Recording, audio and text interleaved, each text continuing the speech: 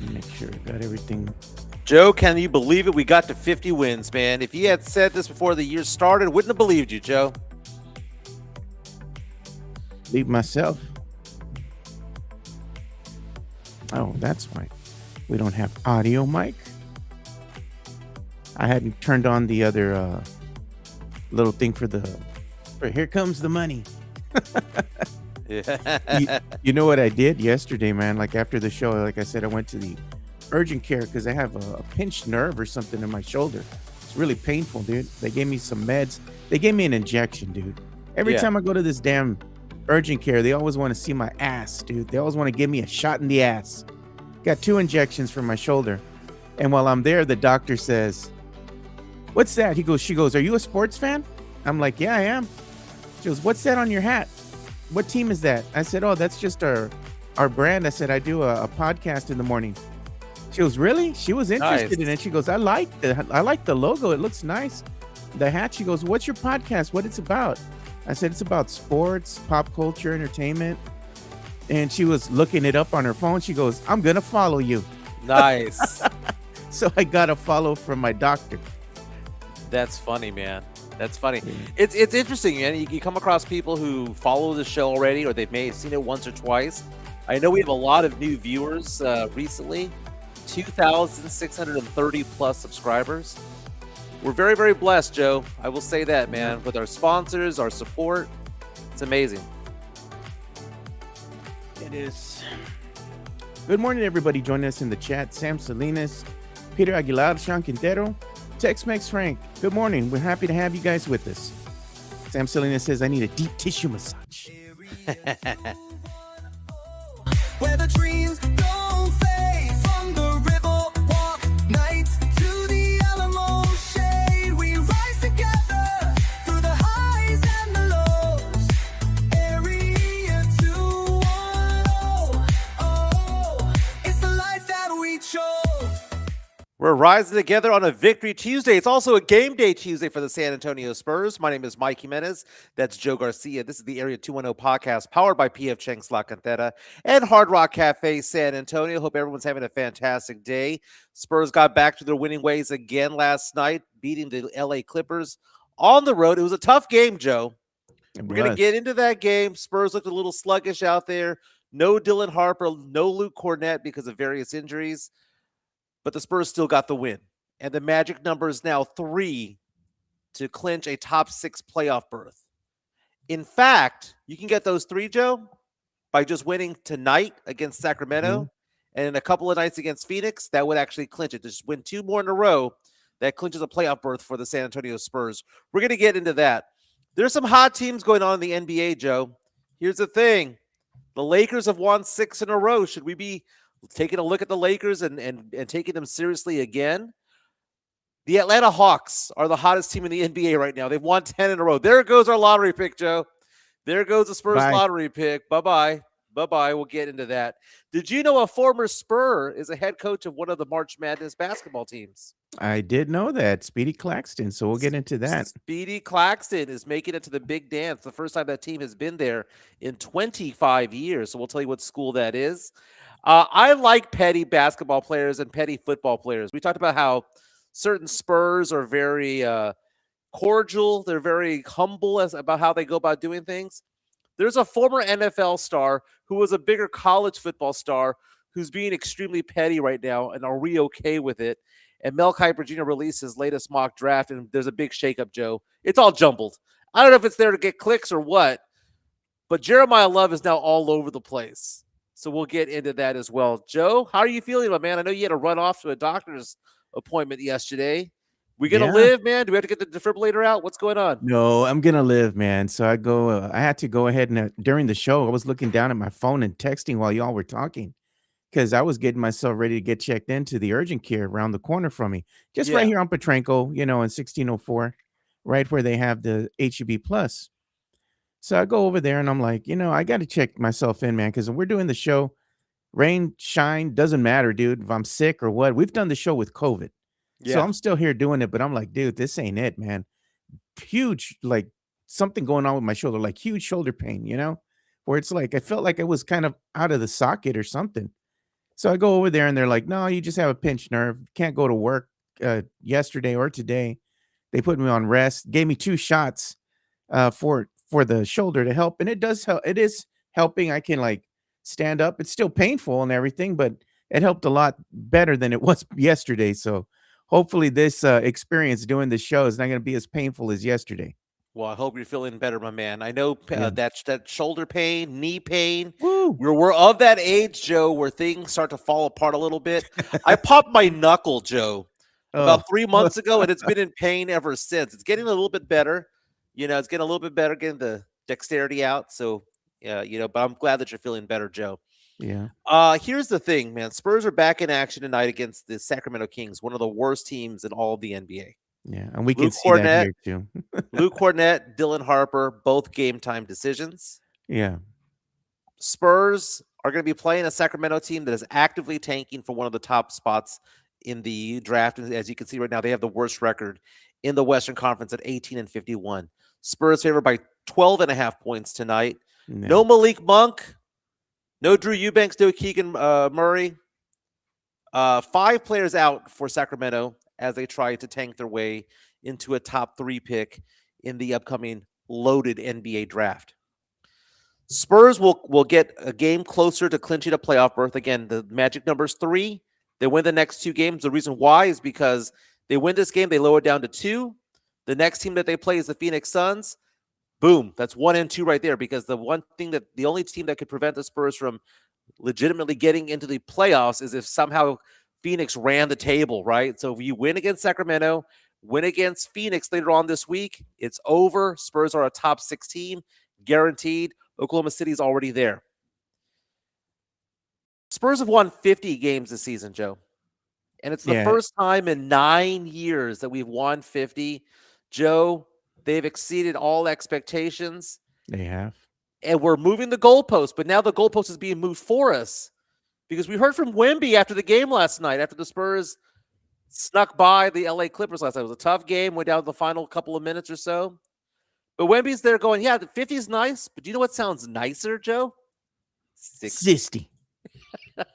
Let's hear what Victor Wembanyama had to say after the game, because I find this to be interesting how, he's not very humble, man. I dig it, man. He's got that swagger. But after the game at the press conference, he's at the table saying, you know what? 50 is not enough for us, man. Let's see what he had to say. Franchise since 2016-17. Can you put that in perspective, and how much does it mean to you guys? For how much what? Sorry? First 50-win season since 16-17 for the franchise. What does it mean to you guys to obtain that? Means growth. It's still not enough. I want to get to at least 60 to go inside my rookie season. Okay. I feel like things are coming. So, He said he wants he to get to says 60. he wants to get to 60 because he says his first couple of seasons were so bad record-wise, it Yeah. averages out if he gets it all together. Sam Salinas on our chat, powered by PHX La Cantera, says, haven't we already clinched a playoff that includes the play-in? The play-in is not the playoffs. The playoffs is a top 6 seed, right? Top 10 is getting into the play-in. The Spurs clinched a play-in berth weeks ago, but it's making sure that you're in the top 6 where you avoid the play-in. That's what I'm saying. The magic number is 3 when it comes to it all. Now, here's the thing. For Wemby to come out and say 60, Spurs would have to go 10-4 the rest of the way. Joe, if the Spurs somehow go 60-22, dude, we had a question as to whether or not the Spurs could get to 46, 47 wins. That was the projection that we had. Vegas had it at 42-44. We were like, no, I think they're 46, maybe 48. And if all goes well, 50 is possible, but all would have to go well. They'd have to be healthy and all that stuff. Here we are, March 16. I know it's the 17th today. Happy St. Patrick's Day, everybody. But on March 16, with a month and a half to go in the season, Spurs already hit the 50 mark. And now Wemby's talking about 60. Bro, that's insane, man. It is, because we had said, Mike, that we expected them to maybe be flirting with the play-in. And I said, and we had both said, if they can get like to a 5th seed, that would be exceeding expectations. Anything higher than that, far exceeding expectations. And lo and behold, they're at 50 wins already, so they've far exceeded the expectations that we had bestowed upon them right before the season had started.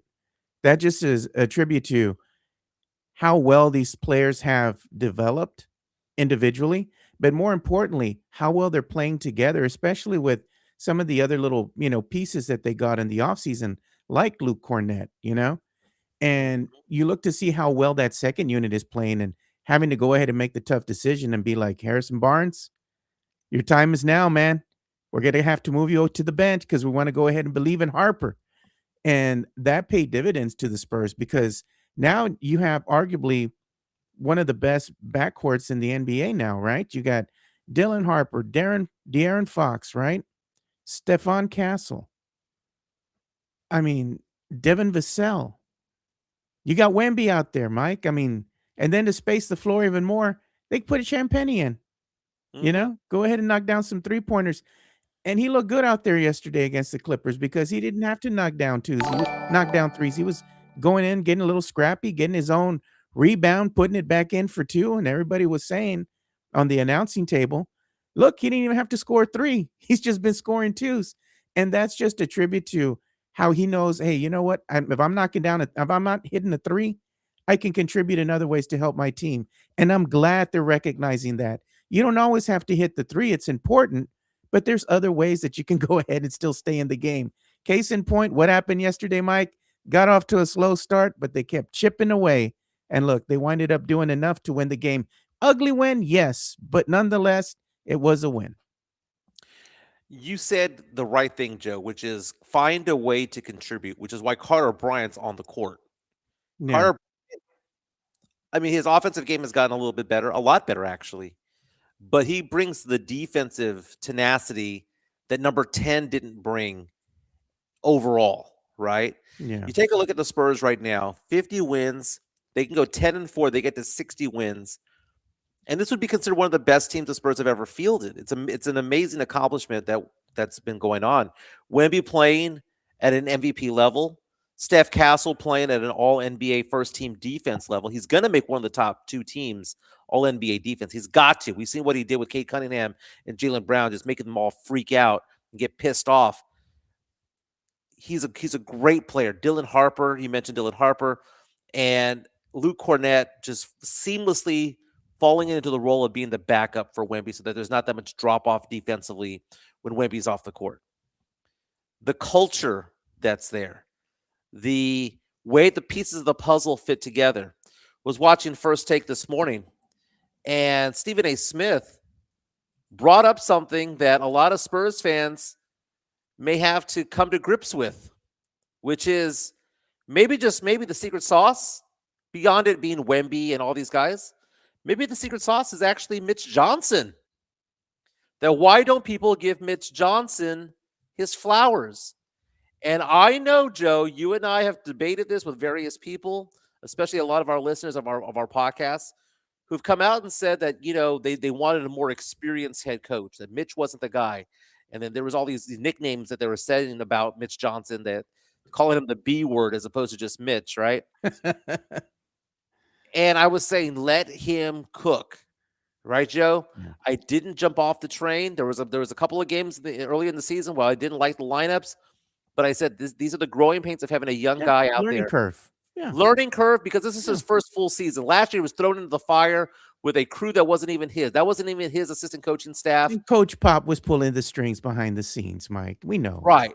And this is the first time that he's taken control of the team. And the dude is 50-18. I know he has Wemby. I know he has all that, but guess what? He had Wemby last year. There's something to be said about how Mitch Johnson is maturing as a head coach, and at some point, Spurs fans need to give him his flowers. At some point, Spurs fans have to look and go, wait a minute. Is he the next Eric Spoelstra? Is he the next Mark Daigneault? I mean, there's some games where you can see that he still has some growth to kind of, figure out as far as adjustments, in-game adjustments, right? And that goes with any coach, as they get more tenured in the NBA, they're better at making adjustments. Right now, sometimes there's games where you're like, oh, okay, well, you should have done that sooner. And I think he knows that as well. He's recognizing that. But for what Mitch has done thus far in the season, with this group has them playing at a very high level. Nobody would have thought, oh, they're going to be the number 2 seed right there in the hunt with OKC, beating OKC the way they did on the biggest stage in front of a national televised audience. You got to give him his flowers. I dare say, Mike, that it would be a travesty if he's not in the conversation for Coach of the Year. He should be. Now, right now, the Vegas odds have him as one of the top 4 for Coach of the Year. I would have him top 2. Maybe not winning it, but top 2.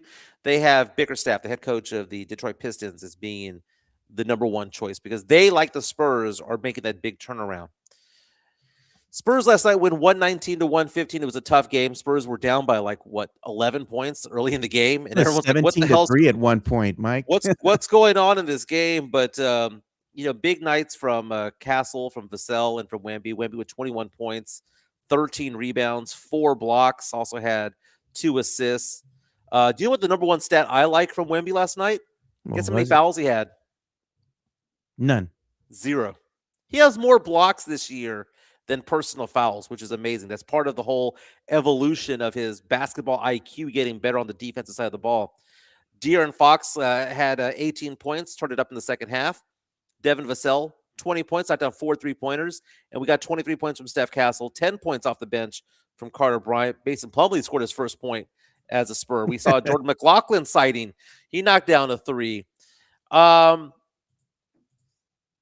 Again, no Luke Cornett, no Dylan Harper, and we were texting each other back and forth last night while watching the game, and I said, man, we missed Dylan Harper because we saw De'Aaron Fox struggle in the first half.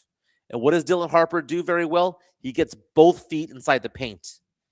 And Fox, for some reason, seemed out of control. Defensively, he seemed like he was pressing defensively. He was causing some fouls that were leading to 3-point plays, and he looked out of sorts. He got better the third and fourth quarter. He's a veteran. He's going to get better throughout the game. But at some point, I was like, man, we'd be blowing this team out of the water if Dylan Harper was out there because Harper has the ability to give Castle and give Fox the flexibility of getting off the court and getting some rest. Yeah. But tonight, Dylan Harper, Luke Cornett are game-time decisions against the Sacramento Kings. They may not be needed because the Kings are one of the worst teams in the NBA. But one thing we got to do is we got to address these super chats. It kind of get buried as we talk, but we'll go ahead and address it. Money talk. Here comes the money. Sam Selena says, St. Patrick's Day, and neither of you are wearing green. Score up, both of you, and have a pinch off live on air. Man, I'm not a St. Patrick's guy, man. St. Patrick's Day and Cinco de Mayo are not it for me, man. I know they're drinking holidays. I get it. By the way, Chica got me this shirt. I've never worn a Coyote shirt my entire life. Guess what she did when she bought it, Joe? What'd she do? She said, I got you a Spurs squirrel shirt. A squirrel? I was like, what do you mean squirrel? She goes, the mascot, the squirrel. I was like, babe, that's a coyote. She don't know, Mike. She's trying to be nice, Mike. Miguelito. I know. She also got me this one. She's buying me the Spurs merch all over the place. Nice. So I can be all Spursed out when we go to Miami this week. Yeah. I'm going to be excited. Taking care of a brother. Chica's taking care of a brother. I'm going to be excited doing some shows from Miami on Monday and Tuesday, at least doing part of the show at the very least while we're out there. Going to the Spurs game on Monday night there in Miami. It's going to be fantastic. Wemby diving into the stands and hitting Rapper Common, by the way, I can do without. How would you let the ball go out? I don't need you hurting yourself chasing after a loose ball, okay? Let Keldon do that. Let Carter Bryant do that because they do. I don't need Wemby. That was a great defensive play, man. Look at this play right here, courtesy of FanDuel. On a guard, Wemby just chasing him down with his length and his size and his quickness and his vertical and horizontal skills. Good Smaller Lord, defender. Man. Do you know what this looks like? Yeah, man. Wemby was doing the NFL combine cone drills right there. That was very nice, man. Very, very, very nice. Wemby did turn his ankle in the second quarter, and it made all of San Antonio lose its collective mind for about 3 minutes there.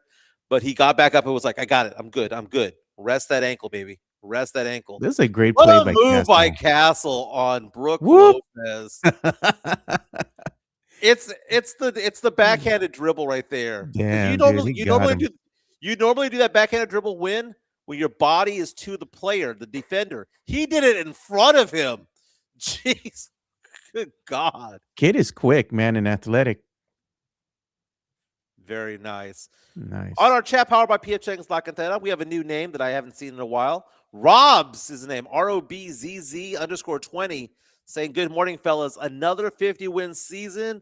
All caps. We are so back. And that's what I'm talking about, man. Spurs fans have a lot to cheer for when it comes to being a fan this year, man. It's the first time in 6 seasons that we're going to be back in the playoffs. Again, the magic number is 3. We win the next 2 games. We're automatically in the playoffs, locking in a top 6 seed when it comes to it all. Last night, the Lakers beat the Rockets. The Rockets look like trash, man. The Lakers have now won 6 in a row and are starting to grab a hold of that 3 spot in the Western Conference. Luka Doncic averaging 34 points per game in the last 6 games. Joe, the Lakers, should we be worried about them right now with a 43-25 record, a game and a half over Houston for the 4th spot?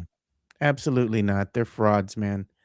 The Lakers, they're going to be without LeBron James. He's going to be hurt. Even if he plays, he's not the same caliber of player he was. Father's time has caught up with him, man, and he's looking very old. They're out there with Luka. Luka notoriously will go ahead and get his points in the playoffs, but the problem is, if Luka goes off for 40, that means he's taking touches away from his teammates. And if you can't get your teammates involved early, how are they going to be able to go ahead and be in rhythm and contribute for the rest of the game? So the game plan against the Lakers is simple, Mike. You let Luka get his and you stop the rest of the team, it's game over. And that's all they got right now is basically Luka, because they're not a very deep team. Outside of their starting 5, they got nobody, Mike. Yeah, I agree with that. They don't have much in the way of depth when it comes to it all. But then again, a lot of teams in the playoffs go to 7, 8-man rotations. Lakers have not only won 6 in a row, they've won 9 of the last 10.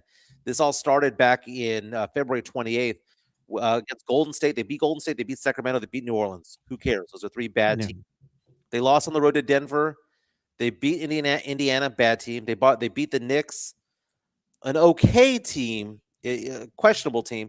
They beat Minnesota, the Bulls, the Nuggets in overtime, and then last night on the road against Houston, beating the Rockets 192. The Rockets were they don't have a point guard, Joe. There was a point in the game last night where it was a 1-point game late in the 3rd quarter. Kevin Durant's bringing the ball up the court. Why? I don't know. He's not a point guard. Guess what he got called for, Joe? What? An 8-second violation. He wasn't even being guarded. And not only that, they didn't call it until it was second number 9. They let the 8th second go by. They're like, okay, is he going to get it across the line? He probably would have taken 10 seconds. He wasn't even being guarded. Now, I mean, there was somebody in front of him, but it wasn't like they were pressing him. But Kevin Durant, A, why are you dribbling the ball up the court? And B, don't you know the rules of the game?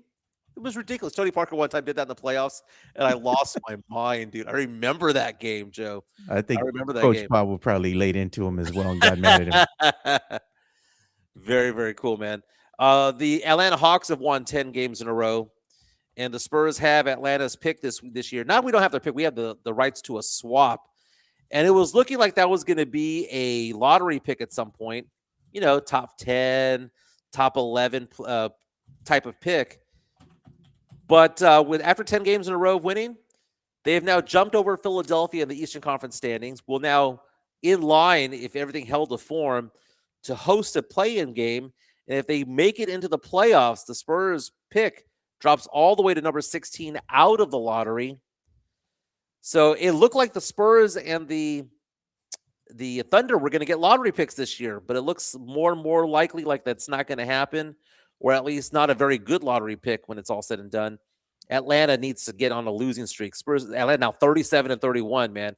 After being under 500 most of the season, they're getting it together. The Spurs have their pick next year. The Spurs have 2 first-rounders next year. Did you see what happened with Atlanta? What's that? They had some news again about the Magic City night. No, what happened? So they weren't able to go ahead and do the Magic City night per se, right? They weren't able to do that. But what they were able to do is that fans, despite, the NBA canceling the Hawks planned Magic City promotion per the Sports Business Journal, the demand for merch was surging at State Farm Arena because fans were still showing up sporting the Magic City gear, even though they weren't, selling it in the arena per se. And they went on to go ahead and have their halftime performance by Ti. It was all scheduled anyway for the Magic City night. So Mhm. fans were still celebrating the Magic City night, even though the NBA had canceled it. So they didn't have any wings or anything like that out there at the arena, but the fans were still there promoting the Magic City night. There was no signage probably all over the arena, nothing like that, but it still went on per the fan base. Very nice. Ti probably at halftime singing, "You can have anything you like." Sex, anyway. And everybody looking around like, "Who's this guy?" I went to a Ti concert the day before he checked himself into prison.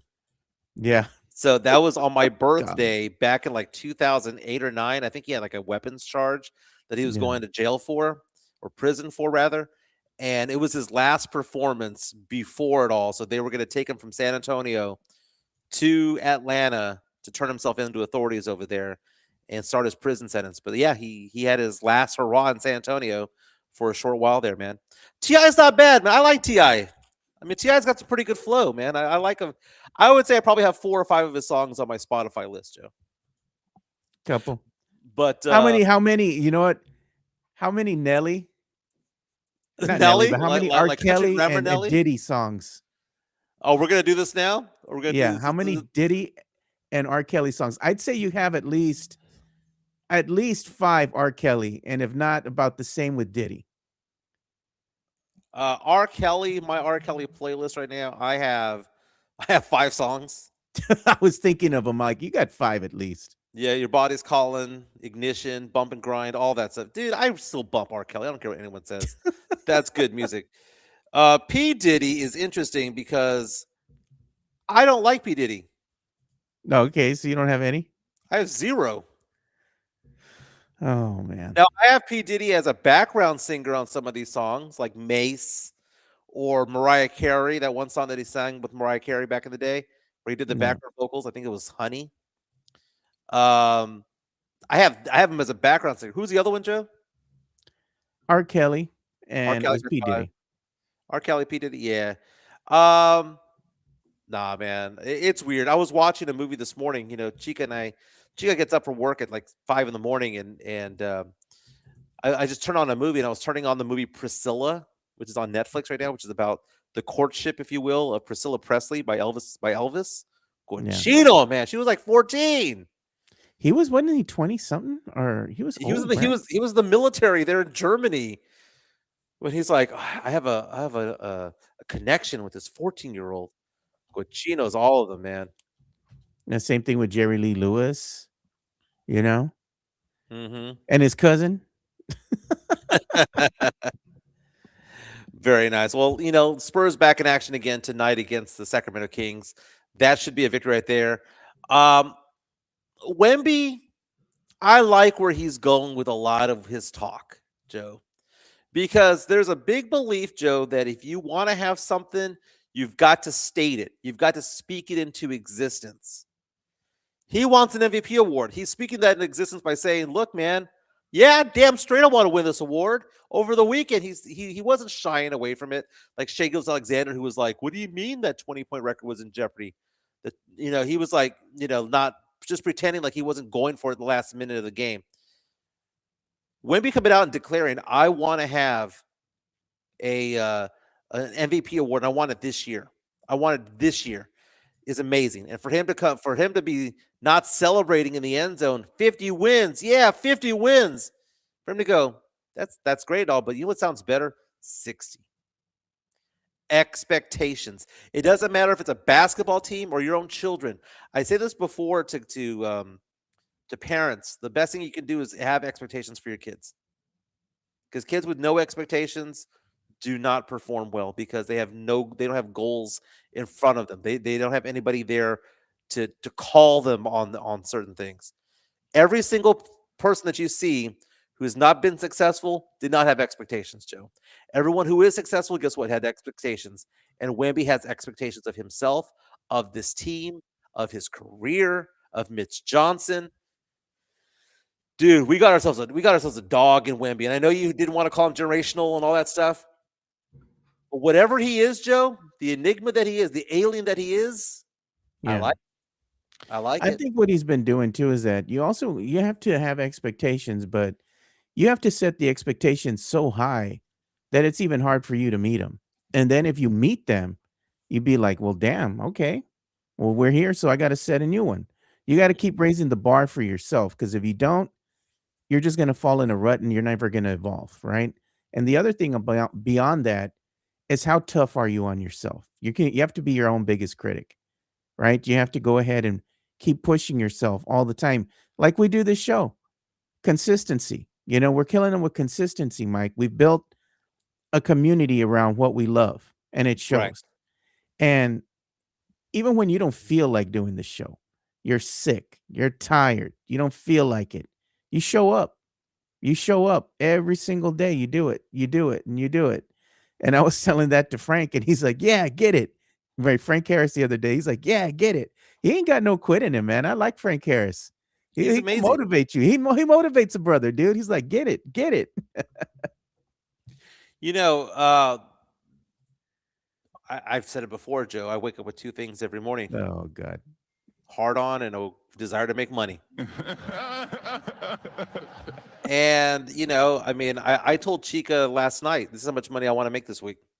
These are Yeah. this is how I'm getting there and whatnot. And don't get me wrong, I take care of my clients, Joe. Right? When someone says I want to make money, I want to be successful at what I do because no one wants a broke ass financial advisor, right? Yeah. Isn't that contradictory? Don't you want to be successful? My Yeah. number is 210-508-0369, 210-508-0369. Man, this morning had a very, very, I mentioned a while back, one of our listeners, who's also a client of mine, passed away last month. And he's going to be buried at Fort Sam Houston tomorrow. And now I'm working with the family to make sure the family's taken care of and the inheritances are granted to where they're supposed to be going and whatnot. I do investments, I do insurances, but man, when it comes to a death in the family, that's a lot of psychology. That's a lot of therapy when it comes to it all. Give me a call, 210-508-0369, 210-508-0369. Here's the thing, man. The Spurs are in a good place because they're healthy. I think they're resting some players two at a time. I have a hard time believing that Luke Cornett and Dylan Harper have the same type of injury. I think that the Spurs are just resting these guys a little bit at a time. Tonight, both of them game time decisions. We saw that with Wemby, right? Wemby had quote unquote an issue with his ankle, but then he was back the next game, right? That calf contusion that Harper has, maybe a legit injury, but it's more like he's hurt. He's not injured, right? If it was a playoff game, he'd probably be playing. Spurs right now, going for 60, there's not one person in Spurs fandom that thought that was even possible. Not at I all. will agree that there were some who thought that they could make the playoffs, some who thought that, man, they could get to 50 wins, maybe even some who were like stretching the limit a little bit, going, yeah, I think we can get to 54, 55 wins. There's not one Spurs fan out there who thought 60 was possible. And Wemby's calling a shot. Wemby's like Babe Ruth going, 50 is nice, but we're going to go for 60. He's calling his shot, which is amazing. Watching right now, stories going by right now on our feed. Uh, the ticker symbols on Fox Sports and all that stuff. The expansion of the NBA. They're I asking the saw that. question: is the talent pool in the NBA big enough for expansion? All signs are pointing that this is going to be a Seattle, Las Vegas Vegas. expansion. Mhm. Going to get to 32 teams because right now the NBA is at 30. What that would require is one team from the Western Conference to move to the Move. East. That's going to be Mhm. kind of interesting. Is it going to be New Orleans, which is east of Houston? Is it going to be Houston, which is east of San Antonio? Then again, Memphis or Memphis, or Minnesota. San Antonio used to be in the Eastern Conference back in the day. Yeah. So we have that history of being in the Eastern Conference as well. So that's kind of interesting. The Oklahoma City Thunder have said that they're going to relinquish the history of the Seattle Supersonics, Yeah. which means that they're not going to say that they're part of the franchise. Like they're going to give it back, kind of Yeah. like the Houston Texans, are trying to get back the Houston Oilers lore, the records and whatnot. Permission for the to use the logo and its likeness and whatnot, the licensing agreements that they have in place when they assimilate said team, right? So if a Yeah. team moves and you get like, let's say Seattle Supersonics moved from Seattle and they became OKC, the OKC Oklahoma City Thunder. When that was done, they also have the rights to use those logos. Like you Hmm. said, the history, the lore. And now by them giving that back to Seattle, if they in fact do get a an expansion team, that's great for the city. Because the city, that's what they were known as, Seattle Supersonics. And when you think of them, what do you think of? Sean Kemp, Sean Kemp, Tom the glove. Chambers. Yeah. You know, You think and about it's all it's that. great. It's great colors. I was in Seattle a few years ago, and I don't wear other teams' gear, man. Like I'm a Spurs fan fanatic. I will never wear a Lakers shirt. Dude, I was getting a haircut. The hairstylist, very nice lady. Her name is Kobe. She drapes people over with a Kobe robe, right, or Kobe sheet, if you will. Kobe Bryant, right? Their face. I don't let her do that to me because I'm a Spurs fan, and you're not going to see me in Lakers purple or Rockets red or Mavericks blue. It just ain't going to happen. But when I was in Seattle for a few days a while back, that Seattle Supersonics logo was so nice, Joe. I bought a shirt. I wore it maybe twice and then gave it away. That Seattle Supersonics logo, the black The T-shirt with the green and gold and white logo, Yeah, it was like so nice. green and red and yellow, little gold. The Seattle Supersonics jersey was like a dark green, right? And it was dark green accented with red and gold. The court looked nice too. It It's kind of like warm color scheme, kind of indicative of the environment itself. Seattle, very lush green. The colors matched up really good. I liked it, and then they would always show their version of the Tower of Americas. yeah. Remember that? Yeah. Well, it's a So I'm nicer glad. one. I mean, the Space Needle's nice, dude. Yeah, but I'm happy for the city if they do in fact get their team back, because they deserve it, dude. They didn't wanna see him go, and it was very disheartening to them when they had to leave. Kinda like if it was the Spurs leaving San Antonio, you Yeah. know? It'd be a hard pill to swallow. Right now, it would be devastating because they are the only Hey, Gina professional tried. sports team we have. Gina I tried. know. Mayor Gina tried. Shut up, Gina. She You know what I tried. was looking at, Mike? And I was thinking to myself the other day yesterday, when I'm watching the Spurs play the Clippers, right? That Intuit dome that they have out there, the inside of the dome or the arena, should I say, that they have, it's nice, dude. I mean, State of the it's art, high class. lights, LED lights everywhere. You love the way that the screens are hanging from the ceiling like a halo, right? And you can see this huge screen from any angle that you're at as a fan. And you can look down at the court, you can look at the screen and look at stats. It's a great atmosphere. And I'm thinking to myself, San Antonio deserves something like that. I know that the Spurs are traditional and they're old school and they're like, we don't want to have these big fancy screens. You want that stupid little jumbotron box that's in the center. Can't be thinking like that no more. If you're gonna move the team into the future, you need to go ahead and get with the times, man. That little thing, that little jumbotron that they have, it needs to go away. It's ugly. It's in the center. Make everything more open and make it more modern. Now, I mean, other stadiums have the exact same thing. I've been to It's Philadelphia. ugly. I've been to Dallas. I've been to Houston to watch games there. It's the same thing. The Intuit Dome, which is Steve Ballmer's palace over there, which opened up this season, is the one reason why the NBA has not investigated Ballmer for all the things involving Kawhi Leonard and circumventing the salary cap. They were hosts of the All-Star Weekend. This is a brand new palace of a facility. It's the ultimate of arenas. They weren't going to go after him because of it. Yeah. And San Antonio will never have a place like that. I mean, I told you this They before. need Joe. to, man. When I went to that college football game earlier this year at NRG in Houston, I had never been to that stadium before, and I was like, "Oh my god, this is like being inside of a mansion." Whereas the Alamo Dome is kind of like being, It's a in shoebox. some S box in the middle of It's a over your barn. side of It's town, like a right? big ass long barn, rectangular barn, Mike. Come on. Yeah. Jason Garcia talking about SoFi Stadium has it. You know, and here's the thing though. I would say it's because they're big market cities, and there's a lot of truth into that. But Yeah. when it comes to the Spurs, we have Michael Dell as one of the owners of this team. If we wanted certain things, we would get certain things if that's what they wanted. It depends on how they look at being the owner of the Spurs and the facilities. The Spurs have a top-notch practice facility. They're on One Spurs Way, which the where the Spurs Club is and all that stuff. It's amazing. It's state of the art. It's fantastic. When it comes to the arena, though, are they going to go cheap on it? Are they going to skimp on it, or are they going to They make shouldn't. something nice? They should make something nice that's going to be bringing San Antonio into the modern era and be something that's in line with a, let's say, stadium that's state of the art.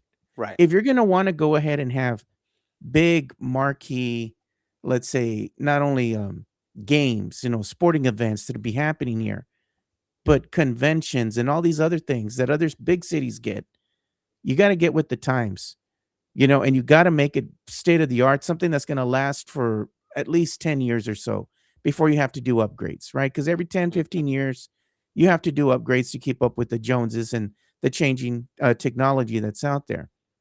But having a bona fide media, area for the media to actually work in, that would be huge.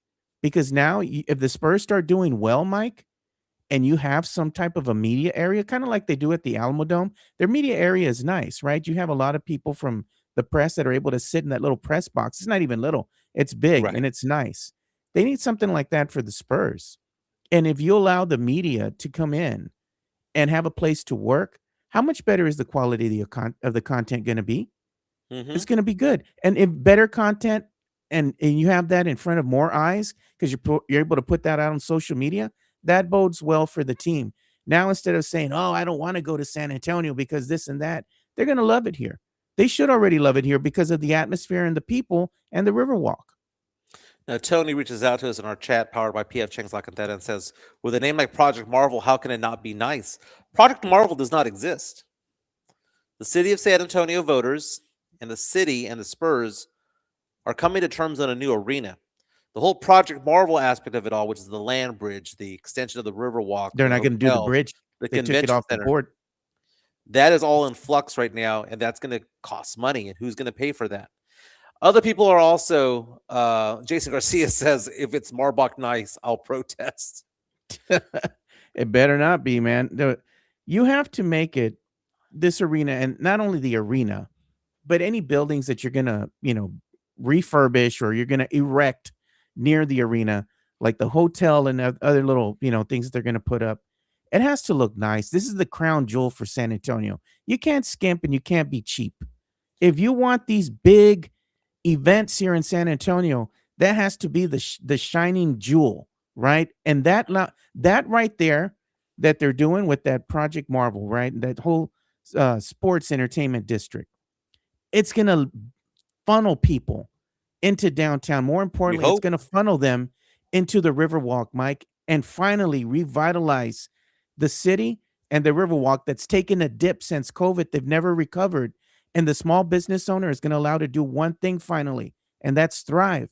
We're And gonna have things to do revitalize the before and after the revitalize the game. Tower of Americas too, because Yes. I It's made falling reference, by apart. the way, I made reference to the point where people are getting offended on our chat because I said that the Space Needle is nicer than the Tower of Americas.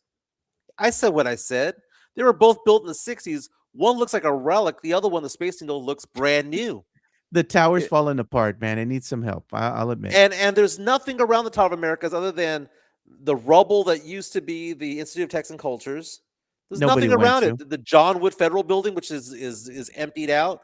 There's nothing around it. Whereas the Space Needle has restaurants and shops and all that stuff, and doesn't have a company owned by gyms rotating around it. Let's make it better, man. Let's make it nice. I'm not saying that I want to always be that way, but hopefully the new arena revitalizes the Tower of Americas and makes that structure, which was part of the 1968 World's Fair, relevant again. That's all I'm saying. Make it relevant again, because right now it's just a relic. I hope the It just money for Project Marvel also includes revitalization for the tower because the tower is falling apart. They were showing the under part of the tower and how it's kind of, in disarray. They need to fix that. Maybe they can get some better elevators, Mike, because they're notorious for breaking down and breaking you getting down. stuck in them. But I mean, other than that, I mean, just don't change the aesthetic too much. Just kind of like upkeep it, and keep it going. Because I mean, the area around it, you're right. There's really not much to do. But now with that sports and entertainment district, it's gonna be different, Mike. We're gonna be excited. Dare I Mhm. say, if you're coming into town with Chico, or if I'm gonna be out there hanging out with you and Sean and everybody else, what are we all gonna wind up doing, Mike? We're Gonna go probably out all gonna drinking. get rooms downtown because we Mhm. know we're gonna be having fun before, and most importantly, what are we gonna do? Go have fun after the game because we're gonna have choices, right? We're gonna have Very things to true. do. Very true. Sam reaches out to us on our chat powered by PF Chang's like that and says, "When I hear supersonic, I think of JJ Fad. The S is for super Supersonic. and the U is for unique. The P I is for remember that. perfection and Yeah. we are freaks. The E is for exotic and the R is for rap. Why do I still know those lyrics?" But that I leads don't into know. our segue, which is if you want like music, if you like history, the history of music, go check out our good friends over at Hard Rock Cafe San Antonio along the Riverwalk. They have all those guitars and they have all those memorabilia all over the place, that rock and roll vibe. Show some love to our good friends at Hard Rock Cafe. The Hard Rock Cafe, San Antonio is Riverwalk dining at its best. With great scenic views along with its amazing collection of rock memorabilia, there is something for everyone. Enjoy happy hour weekdays from 3 p.m. to 6 p.m. with $8 and $10 appetizers, $5 domestic drafts, and $6 craft import drafts at the bar only. Try some of the Hard Rock Cafe's legendary steak burgers, or my personal favorite, such as the grilled salmon or baby back ribs. Make sure to visit the third level and enjoy the DJ as you take in the city skyline. The Hard Rock Cafe is a proud sponsor of the Area 210 podcast. Hey man, check out that bar that overlooks the Riverwalk. You can get a drink, take a few steps outside, be outside, have the tables all along the Riverwalk. It's fantastic. A lot of people don't know that it's there, man. It's a brand new bar. It's a brand new drinking area over at the Hard Rock Cafe San Antonio. I want to thank them again for hosting our event a few weeks ago. It was an amazing time. Hard Rock Cafe San Antonio. Been around for a long time, but guess what? They are our sponsor. They take care of us, take care of them as well. Have a date night at Hard Rock Cafe San Antonio. Sam Salinas is saying the tower is not part of the Project Marvel. It's disappointing that it's not because, I mean, like I said, they didn't really have to do anything other than just maintain it, because it is in disarray. But How about a different maybe color? How about a different color? I Just think it doesn't have to even paint it a different color. What they need is just better lighting. Light up the tower, where you can light it up for, fiesta nights for the Spurs when they're in the playoffs or you're celebrating fiesta, have the fiesta colors surround the light the tower with the lights, it would be nice to have that. yeah. It's just one of those things where it's a relic to me because there's nothing around it. Yeah. I mean, you go to the Space Needle, there's stuff there. There's restaurants, there's shops, there's tourists. The fish market. You know, the Tower of Americas may as well be at a flea market on the south side, Joe, or the west side. Yeah. What's that? What's Trader's Village? It may as well be Yeah. next to Trader's Village. There's nothing there, right? But hopefully with the new arena, because the new arena is going to be put where? Right next to the tower. Yeah. So which means they have to revitalize that area, new walkways, maybe have some shops go up around there. It's going to make the tower relevant again, which is what it's a good thing. This is a good thing. Now the Spurs are with the Frost Bank Center till the year 2032. Move that timeline up, Joe. Well, they Let's can get get that out of their arena. lease. They just got to Let's pay for it. let's break ground on this thing because if we wait till 2032, Wemby would have played. He's already 3 seasons in, right? Third season at 26, 27, 28, 29, 30, 31, 32. The end of his 9th season, dude, by the time David Robinson was 9 years into the NBA, his back was already out. Let's get this crap going, baby. Let's go break some ground. We got the workers, baby. Just hope let's just get this going, baby. Let's make it happen. Yeah. And look at this. Somebody says in here, the real Renji, he says Hard Rock is Applebee's. with memorabilia. It's not, dude. The Hard Rock is actually nice if you haven't been into it lately. So they kind Yeah. of revitalized the place a little bit. Like if you, especially if you go on the second level where we had our event, that's like an event venue that they have there. It's really nice. They got a big old patio bar that you pull up right up to, and Yeah. then it's just glass all over. So then when you're just walking around that second level, yeah, you see memorabilia and all that, but most importantly, great view of the river. Great Yeah, view of the and San there's no Antonio River. Applebee's on the Riverwalk, and on top of that, Yeah. there might have been some truth to that in the past where it was kind of, I use the word relic to describe the Tower of Americas, but just like a home that gets remodeled, you put new cabinetry in, new lighting in there, new flooring in there, it changes the way the house looks, and they've done that. Yeah. They've remodeled all of Hard Rock Cafe San Antonio. Probably haven't been there in a while, and a lot of people when we were doing that bar event with our listener event over there, who were overlooking the Riverwalk, they all said the exact same thing, Joe. They're like, "This place is nice. Like, it's a great view. There's not a lot of people here. The drinks were good. They didn't have to go to the areas where where people are taking their kids to have dinner and buy merch. It's a Yeah. separate area within the street level of it all. It's fantastic. It's a good overlook, man. So they've turned the corner, man. They've gotten more modern as to what they're doing. So thank you to our good friends at Hard Rock Cafe San Antonio. Welcome back, Renee. It's been a while since you've been on the show. So very nice. Hi Man says entertainment district downtown means gentlemen's club downtown. I don't know, man. They're I gonna don't move know. Sharkies over there. They're gonna take the shark with them, or I can't Sharkies is sugars. Yeah, I mean, this is downtown San Antonio, not downtown New Orleans. Which, by the way, Joe, Chica has already told me that she never wants to go to New Orleans ever again. And I Yeah. kind of understand it, man. It's just like I aged out of it, right? Turned 49 years old. I've kind of aged out of certain places. A friend of mine invited me to Vegas the other day. He was like, "Hey, man, let's just go to Vegas, March Madness. Go tell your wife you want to come." And I thought to myself, 25-year-old Michael would have been like, "Hey, I'm going to go look up southwestairlines.com. You know, I'll even fly Frontier if I need to." 49-year-old Michael, who's happily married, ain't gonna go unless Chica's gonna go. And my friend was like, come on, man. Come on. Flying Spirit, Miguelito. Come on. Oh, dude, I have flown, dude, Chica flew Spirit to Jamaica.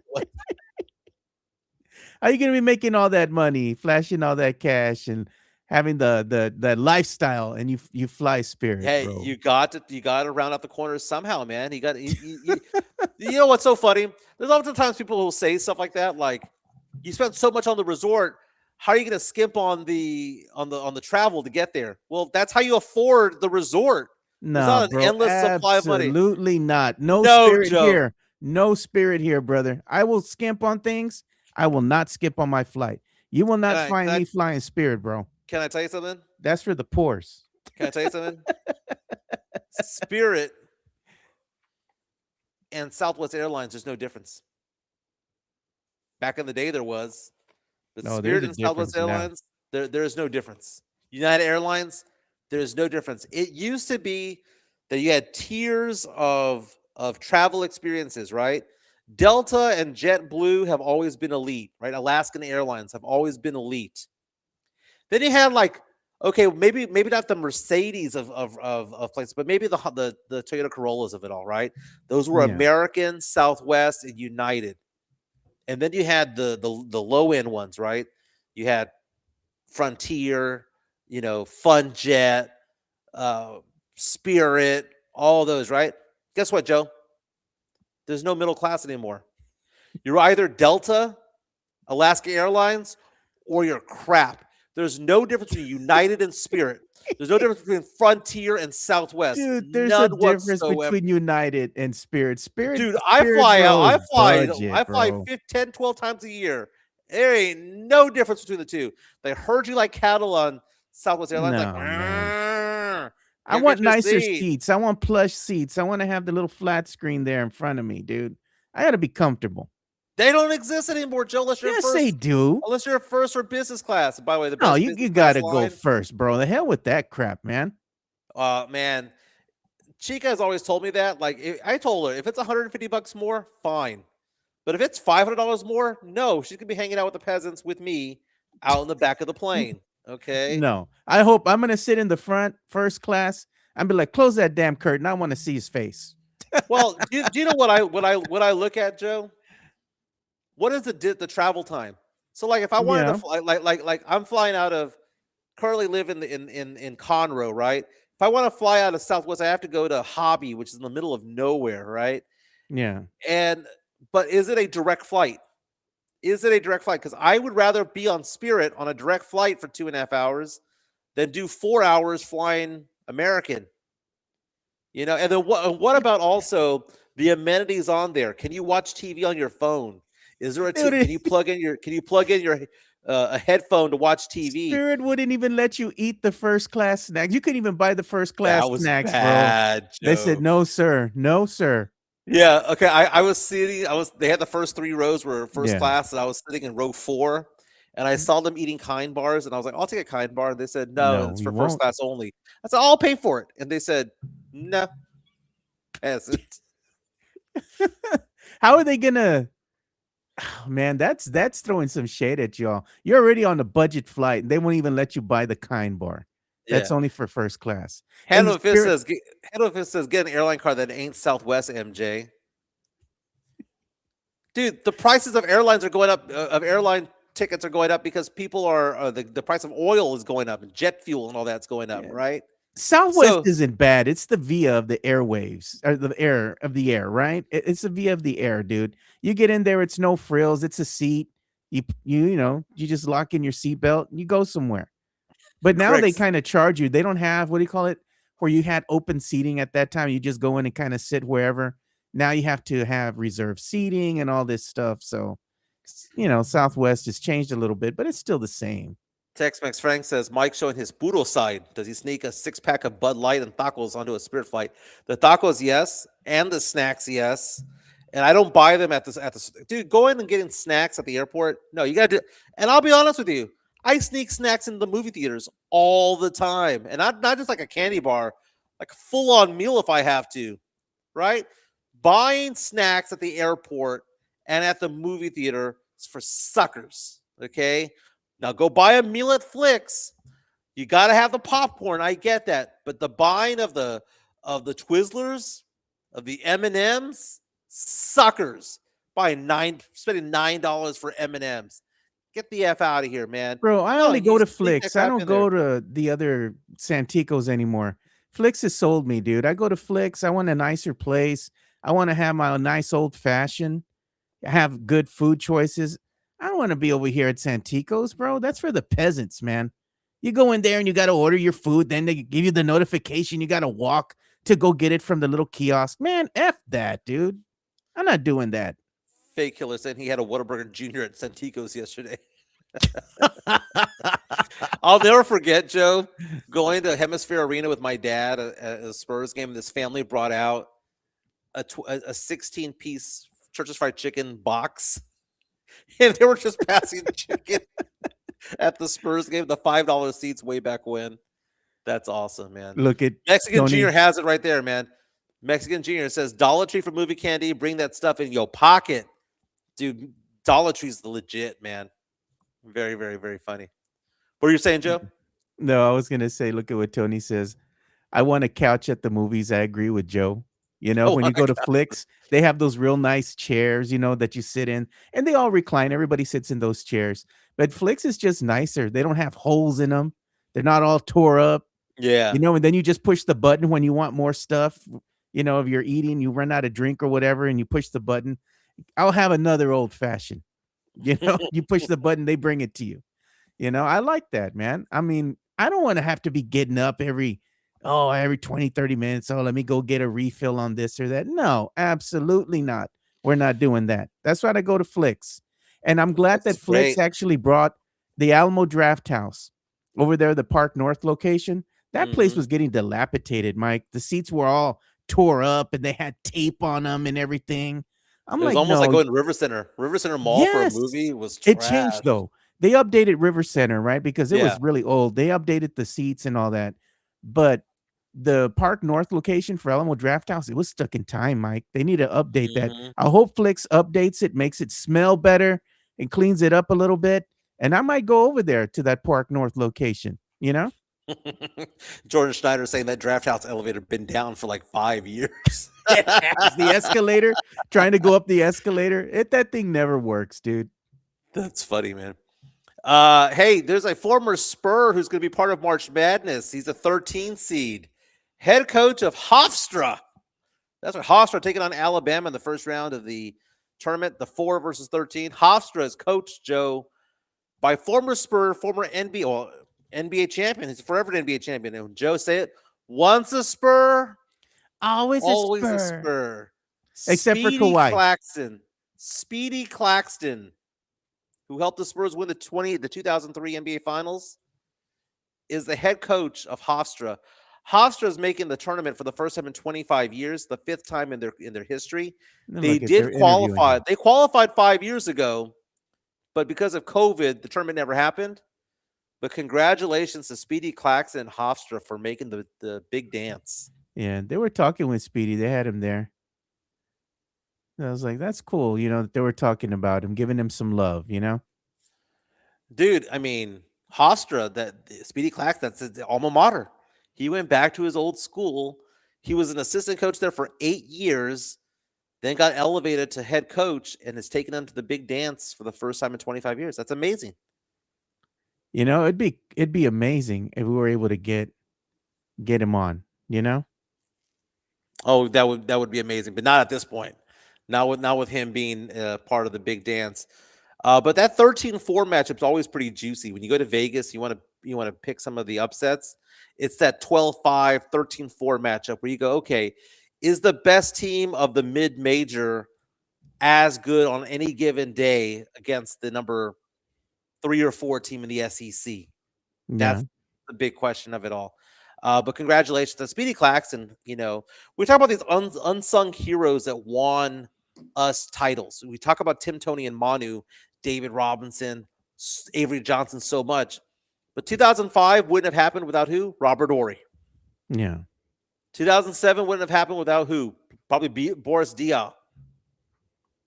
2003, though, never would have happened without Speedy Claxton, because that was when you had a teenager or an early 20-year-old Tony Parker who got a little bit nervous during the playoffs, got shaky, was throwing the ball away, was not playing good point guard, and guess what they did, Joe? What did Pop do? Sat his ass down and brought in Speedy Claxton. So the first of the chips of that Tony Parker got was riding the coattails of Speedy Claxton, and Spurs fans kind of don't want to remember that, but it did happen, Joe. Yeah. Speedy was brought in as a veteran presence to stabilize the offense, and we wouldn't have won without Speedy. We also wouldn't have won with some of the other unsung heroes that don't get enough notoriety, like Will Perdue back then. Remember, he came over from the Bulls and whatnot, and the Spurs got him, and Spurs fans were kind of like, they don't really know what to expect from Will Perdue, a big man, big white dude out there on the court. And he did okay. He was a role player. He wasn't going to be a guy that's going to be an NBA all-star kind of thing. And then they had who? Rasho Nesterovic. Remember him? Rasho. He was just really quiet, dude. No flash at all, but he was just a role player, And it was, and they had, who else did they have? The other two bigs that they had after that. What were their names, Mike? The other two big men that they had after Rasho that were role players? Oh, one of them had a heart condition, remember? Yeah. Oh, my God. Fabrizio Berto. There you go. Berto. And he was a good role player, as well. Big men that go unsung with the San Antonio Spurs. And it's cool to see, like we did need them as well. We needed these role players. They couldn't all be superstars, but they had a role to play. Even Mario Elie, Mike. Remember Mario Elie? He was an instrumental part in helping the Spurs go on that championship run in '99. He brought a little bit of dog. Jackson. Yeah, he brought a little dog. And then Steven Jackson. What did Steven Jackson infamously say one time to the media? I bring a little hood rat to the game. So we have Mexican Junior reaching out and saying Speedy Claxton and Steven Jackson bailed us out in Game 6 of the 2003 They did. NBA Finals. It's interesting. You see these role players.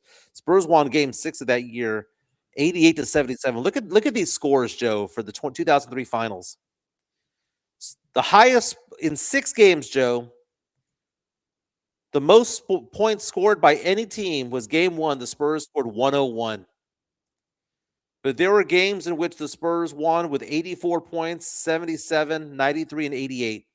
Scoring that many points and winning those games. Bad offense, good defense. Which one is it? Way. Both. How about a little bit of both? But that's what I'm saying, that the Spurs back in 2003 might have been the most boring team to ever win an NBA Finals. And I agree with that, man. It was boring. I enjoyed it because I'm a Spurs fan. Yeah. But the difference between, say, 2014 Spurs and 2026 Spurs, those were exciting teams. We have to, if we're going to say that those are exciting teams, we have to come to grips with the fact that there's a reason why NBA fans hated us in 03 and 05. Well, actually, 05, although that was a tough series against Detroit, for the purists, they loved it. But again, no one wants to watch games where it's 90 points to 87. It just Yeah, doesn't fit right. those were the old days, man. Even when it was in the low 70s, remember 80s NBA playoff basketball, those methodical games were just drag out, knockdown fights. Mhm. No one could score. Everybody was getting slapped, sent to the stripe. The game was slow, methodical. It was kind of boring at times. And then finally you'd have one or two, highlight plays for the game. And that's all they would show on the 4-letter network back then. It was usually Michael Jordan or somebody Yeah. else going up for a dunk or doing something spectacular. And that's all we would see. But the rest of the game, Mike, was crap. That was the only highlight for the game.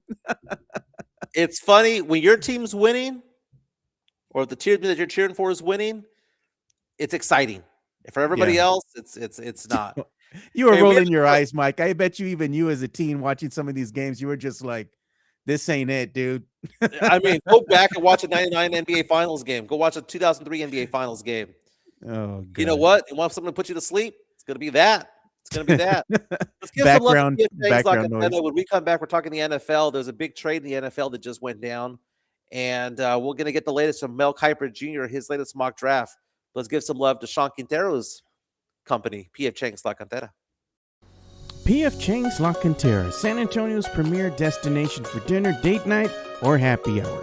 Enjoy one of their signature dishes, such as the Singapore street noodles, sesame chicken, or Chang's spicy chicken, or their infamous Chang's chicken lettuce wraps, which are delicious, by the way. You can enjoy all this while you're dining in an Asian-inspired atmosphere. And make sure to enjoy the new outdoor patio and try some of PF Chang's signature cocktails and drinks during happy hour, Monday through Friday from 3 to 6 p.m. PF Chang's La Cantera is a proud sponsor of the Area 210 podcast.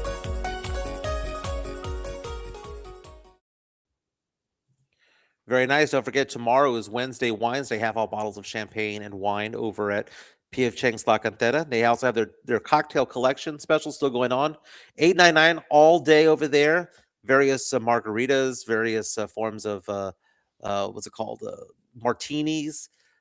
Good stuff over there, man. Long Island iced tea there in the middle, man. If you have time for just one drink, man, get that Long Island, get that buzz going, if you will. But again, you can also take the food out to go as well. PF Chang's La Cantera is a proud sponsor of the show. They sponsor our chat. Very nice. And go tell Sean that we took you, but that you are there because of our podcast. I don't know. I'm not saying you get anything for free. What I'm saying is, I'm not saying that you're not, is what I'm saying. Yeah, Sean will take care of you. He likes it when people go from the show and they say, hey, man, we came because of a recommendation from Area 210. Sean loves that because it gets back to us. And he's like, hey, man, thank you for sending business our way. And, one of your listeners came into to PF Chang's today to eat with, dinner, would it be lunch or whatever. But it's also good to be supporting the people that are actually supporting the show.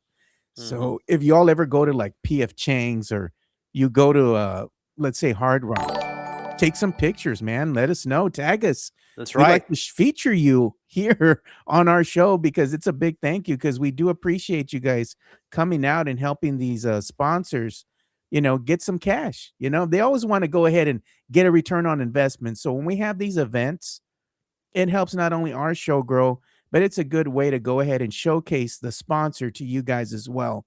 And we're going to be having another event coming up here shortly at not only at the Hard Rock. We'll probably do something here with PF Chang's as well because I've been wanting to do a happy hour as the Mhm. weather gets better with all the listeners here. And of course, I'll buy you a drink. We're going to go ahead and spend a couple $100 on everybody to make sure that you are appreciated. But it's fun to do these things at the sponsors venue. So we're going to have another one at Hard Rock. If you missed the last one, I mean, me and Mike were just blown away with the show of support, and we enjoyed talking with every single one of you. We made it a point to try to go out there and shake hands, take pictures, talk with you guys, and we really appreciate you because we couldn't have the show without you guys. So at the next event, it'd be good to see all of you all over there again, and that way we can interact with every single one of you. Very nice, man. We're looking forward to it all. Big trade in the NFL, by the way. First, the Dolphins got rid of Tua Tagovailoa, their quarterback. Yeah. Now they got rid of their star wide receiver, Jalen Waddle. Jalen Waddle has been traded to the Denver Broncos in exchange for a first-round draft pick, a third-round draft pick, and a fourth-round draft pick. It's actually a swap of fourth, right? It's a first, third, and a swap of fourth-round picks. That first-round pick, Joe, was number 30. Right, so it's not a top pick. It's a glorified second rounder, if you will. But Joe, is that too much for a star wide receiver? A first round pick, which is the third, one of the last ones in the draft. A third and a swap. What do I you got? guess it's in the eye of the beholder. Mhm. You know, like you as a franchise that wants said player going to make the assessment of how much is this player worth to our team. Right. And you might look at it and say, man, that's a high asking price. But to the team wanting to make the trade and acquire said player, it's like, basically this is what they feel the value is or what this player will bring to their team. So really it's in the eyes of the team wanting to acquire the player, the eye of the beholder, Mike. And sometimes the fans might not agree with it, but it might be the right move to make, Waddle has 2 more years left in his deal. And he's not making a fortune at all. I mean, he's basically No. making $25 million a year. And if you can get a wide receiver 1 for $25 million a year, look at the Cowboys spending Jeez. 60 some odd million Yeah. for 2 wide receivers. Jalen Waddle is a very, very, very good wide receiver. They already have Troy Franklin over there. They have Cortland Sutton, if I'm not mistaken. Yeah. You have the ability to build a good locker room, wide receiver room around Bo Nix. Denver was poised to be in the Super Bowl if it wasn't for Bo Nix's injury. Yeah. A legit wide receiver 1 and a team that has a lot of players that are getting a lot better, a lot of younger wide receivers. It's a good thing, man. It's a good thing. It's a good price point for it all. Essentially, it costs them a first and a third because the fourth is just a swap. They Yeah, still but have it's a fourth-round the draft money pick. in the long run, though. If they do that, right, they go ahead and do a first round pick, right? They go ahead and give that up. But if you look at how much you're going to get him for, right, per season, Mhm. and he's a very good player at his position, and he's at a bargain price, that might pay dividends to your franchise moving forward because then you can acquire more talent, right, and get better. Denver Broncos, man, they're going to be a team to reckon with next year. We'll get into the NBA mock draft in a second, but I want to give props to Matt Leinart, former Heisman Trophy winner, God, for being so petty, man. I don't know if it's petty. I Jeez, probably would have done man. the same thing. Did you see the story about the USC? No, I remember the quarterback. Okay, Matt Leinart, famously, they lost. He and Reggie Bush taking on UT 2005 national championship game. Vince Young, 6-yard, 8-yard scamper to win the national championship. Matt Leinart is big into podcasting. He's an announcer. He's done a fantastic job. He had a mediocre NFL career, but he's a broadcaster now. Does a fantastic job. His number 11 was retired long ago by USC. And the Trojans have reached out to him in recent years and said, hey, we have a top prospect, blue chip prospect, who's a quarterback. They want to wear number 11. Can you give up number 11? And he goes, nope. Every single time he has said no. Carson Palmer, who also won a Heisman Trophy, he gave up his number for Jordan Addison to wear that, the wide receiver. Yeah. But Leinart's going, no, man, I don't want to give up my number. Leonard has told USC that the only person who could wear his number 11 jersey are his sons. Hey, Everybody else off limits. he's not wrong for that, Mike. But I like the pettiness, man. But we got to go ahead and address this super chat that came in from Jason Yeah. Garcia. Money talk. Here comes the money. Thank you for the $4.99 super chat, Jason, and everybody that sent us a super chat today. We appreciate you. Yeah, he says, Happy St. Patrick's Taco Tuesday to you and yours. Get yourself a green taco and not a blue waffle. Very nice. Thank you so much for the super chat. It's interesting. Yeah. You have it is Taco Tuesday. It also is St. Patrick's Day. I'm not one of the ones who gets excited for St. Patrick's Day. No, Wearing green, all that stuff. It's just why? It's just a drinking holiday like Cinco de Mayo. it's in the middle of the week, almost in the middle of the week. What can you do? Even Can't if you do work anything. early, you work early, right? And you get out at a decent hour, 4 or 5. You're gonna go straight to the bar, and then you got to go to work the next day. Like, how much fun can you really have? Oh, you're sounding old, Joe. I mean, I get it. No, but I'm just saying, like, if I was younger in my 20s, I mean, heck, Mike, you remember those days we used to stay out all night, get 2-3 hours of sleep, or maybe an hour of sleep, and then go straight to work all hungover. You're dying at work, but you're here, smelling like booze and cigarettes. We can't do that no more, dude. We're of a certain age, Mike. We're like, we party all night. It takes a little bit of time. You got to let the car warm up for about 10, 15 minutes before you pop out of bed. That's funny. That's funny. So Mel Kiper Jr., by the way, released his latest mock draft. And there's some shaking going on. He has the Raiders taking Fernando Mendoza, the quarterback from Indiana, number 1. Makes sense. They need a quarterback. Okay. He was the star of the national championship game. He has climbing up to number 2, linebacker from Texas Tech, David Bailey, who in the initial mock drafts went from 8 to 6 to 2. We've had the combine come and go. The NFL draft is in a month.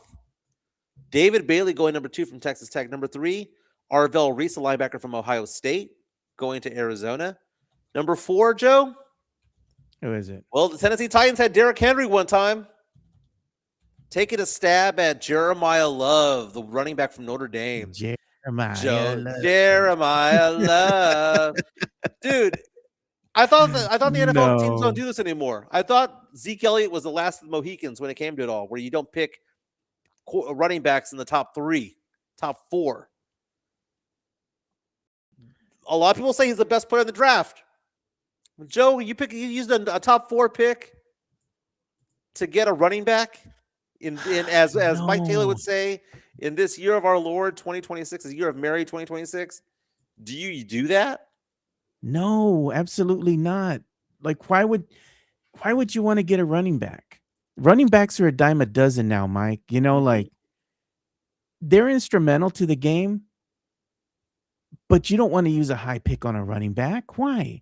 You could get something that would add more value in the long run, right? Like, you go ahead and get somebody for the defensive line, or shore up your O-line, maybe get a receiver, something else. You need a quarterback. You always need a good quarterback.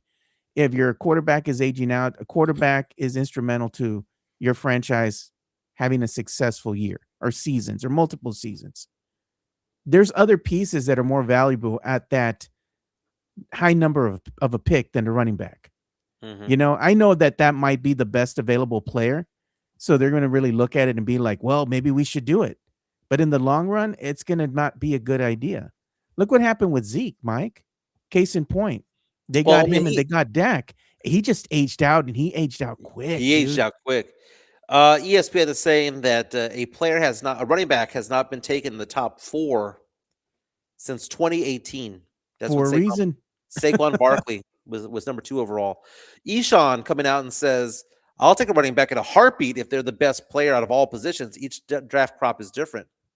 Okay, I agree. Mario Cavassa says, if he's equal to Bijan Robinson, do you take him at 4? We saw what Bijan did, but Bijan didn't go 4. Bijan went later on in the draft. Samson says, Mike, you wanted your Saints to pick him up with their top pick, but top 4 too much? There's a different value for each draft position, right? Yeah. At number 8, it's a little bit different. Going back to the mock draft at number 5, they have Caleb Downs, the safety from Ohio State, going to the Giants at number 5. At number 6, they have one of the best offensive tackles, Monroe Freeling from Georgia, going to Cleveland. At 7, Mel Kiper Jr. has Ohio State linebacker Sonny Styles going to the Commanders. That's 3 Ohio State players in the top 7.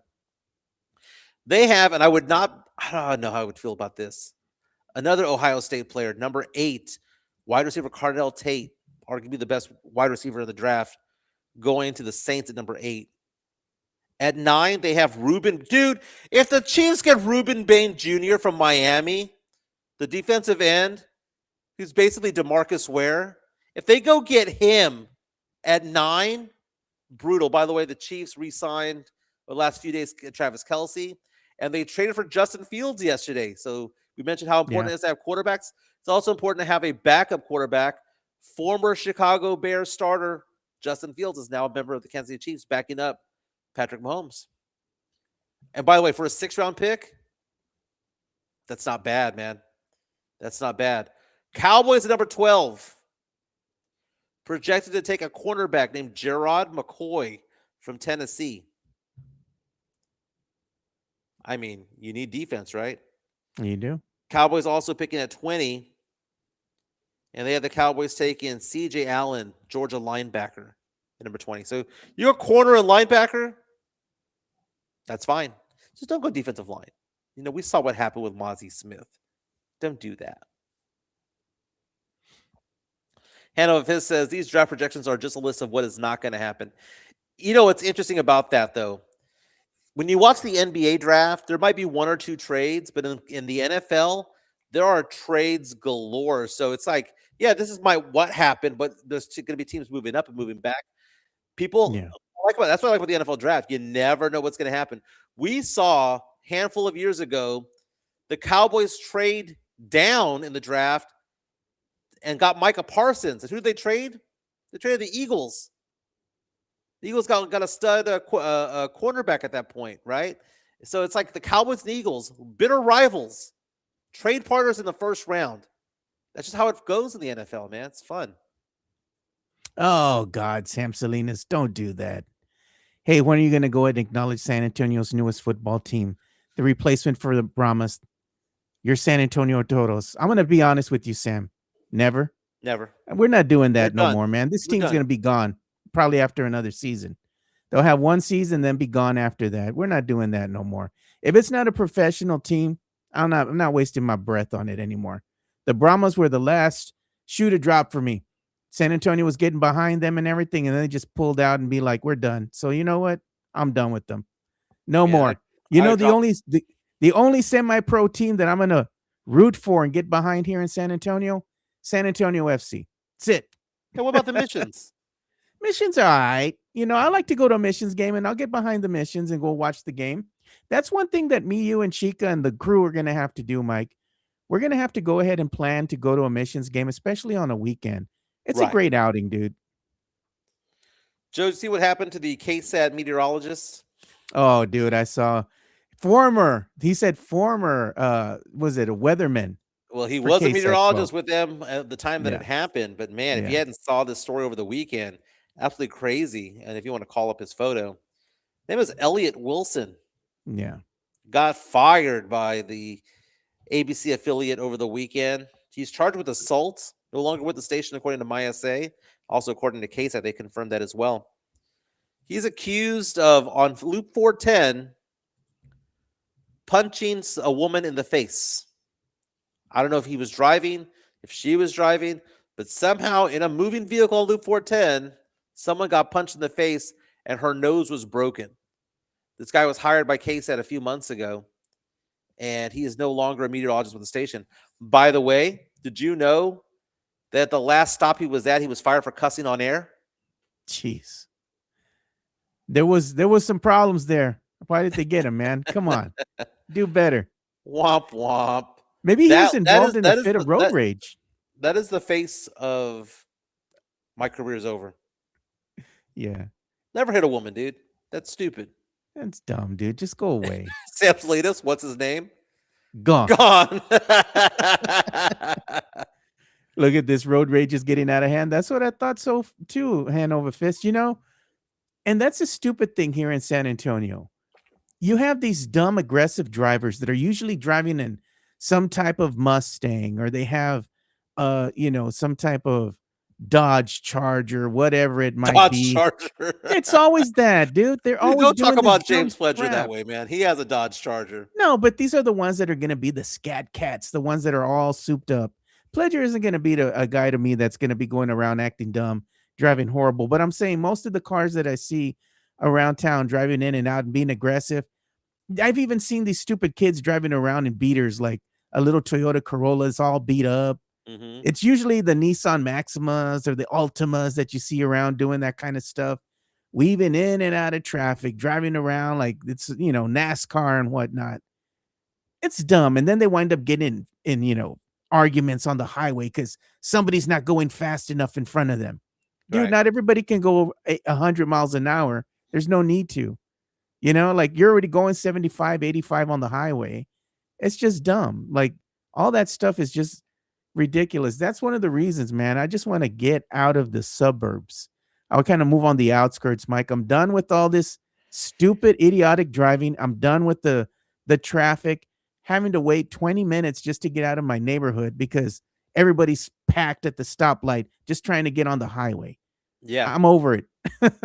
And Chica and I, the house hunting continues. Like my eyelids twitching thinking about looking at Yeah. houses.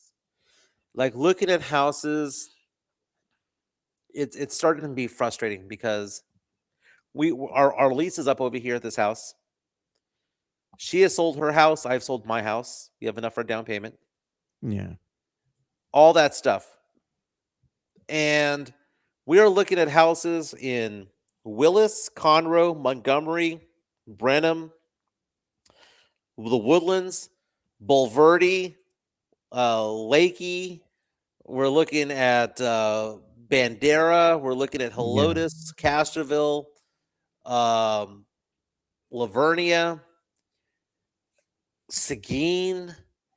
And we just can't make up our mind, dude. And it's just one of those things like, are we going to bite the bullet? Because we had a conversation last night, me and Chica, about do we go for our dream house now or do we wait a few years?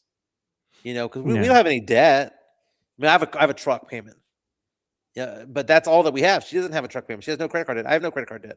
Like it's just like, what do we do? And part of it is trying to figure out also where our kids are going to go because my two daughters are in San Antonio, but Gabby might get a job someplace else someday. I don't see her being in San Antonio her entire life. She'll probably travel for the rest of her life if she's going to be in media. You stay in, do a couple of years, a stint in one station, then you move for a better opportunity somewhere else. Right. Yeah. Her son, we don't know where he's going to get his job as a biomedical engineer. We don't know. It could be in Houston, it could be in Austin, it could be in San Antonio. He can go wherever he wants. Our daughter's graduating from Yeah. from PA school in Miami. We're going to go visit her this Friday. We don't know where she's going to be. So why are we going to be spending all this money for a dream house when we don't know where our kids are going to be? So we're kind of in a situation right now where it's just kind of just like. Here's the thing, though, Mike. I'm going to be honest with you. You can't wait too long to make a decision because the longer you wait, everybody's like, well, the market is bad right now. That kind of mentality there is what gets people in trouble because you have to go ahead and make a decision and buy a home because one thing that's going to go up in price more than likely is going to be your home and land. You can't make more land.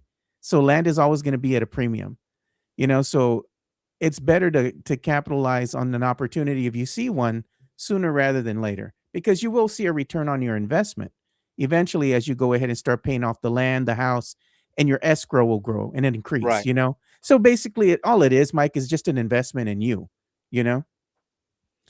Yeah, I just don't know, like, if I want to put down that much money for something right now. No, I got you. I saw a house last night that was amazing, dream house, had the pool. I mean, it even had chairs from Dodger Stadium, like legit yeah. chairs from Dodger Stadium that were used like at that facility that were like cemented into the ground as like part of like the decor. Yeah. Had a bar, had everything in there. Nice. They're like take our furniture, which was amazing furniture. But it was so much. I saw the price of how much it was going to be, And mortgage rates, the rates have gone from 5.3 to 6% over the last 3 weeks since the whole Yep. Iran thing. I just don't know what we're gonna do. And I told Chica, I said, maybe instead of getting like a dream house, why don't we buy just 2 decent houses and rent one out, build some equity that way. It's funny because I'm in finance and I work with other people's money. When it comes to my own money, I'm stumped on all this. But Joe, it's time to get back to work. It's been fun. But thank you. Special thanks to Pia Chang's La Catera and Hard Rock Cafe San Antonio for sponsoring today's show. Yeah. Again, if you have questions about investments or insurances, give me a call at 210-508-0369. 210-508-0369. Spurs take on the Kings tonight. We'll be talking about it tomorrow. Again, make more money. Give me a call, 210-508-0369. Yeah, one quick thing as we close the show here. I Yeah. wanted to show this to everybody. Don't forget that the World Baseball Classic is set today. The final is going to be happening. And I believe this is between Venezuela and the United States. Going to happen on Fox. Go ahead and check that out today. Maybe we'll talk a little bit about it tomorrow, Mike. If you watch this, should be a good one, man. Very nice. I know U.S. is favored to lose that game. Yeah. So very interesting. We'll check that out. We'll talk about it tomorrow. Everyone have a All right. fantastic time. Go Spurs, go. And again, Chica, this is a coyote, not a squirrel. We'll be back tomorrow. Go Spurs, go. We'll see you guys. Peace.